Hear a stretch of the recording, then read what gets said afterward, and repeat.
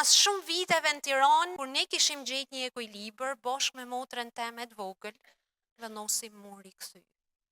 Natyrisht qyteti kishte ndryshu, farefisin nuk ishte më këto, një pjesë e vogël, kishin met, po kishte një diçka të përmendshme që na thote me marr këtë hap.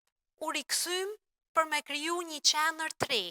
Jo më një familje gjaku si që kishim lënë përpara, por një familje shpirti, sepse pjesëtarët e kësaj familje nuk do ishin më farefis, po do ishin njerëz me ide, me dëshira, me pasionet njëjta si ne, dhe shtëpia tashmë nuk ishte ajo mikrobota e vogël e shkrelve, po ishte qyteti tani i Shkodrës me ton territoret e saj.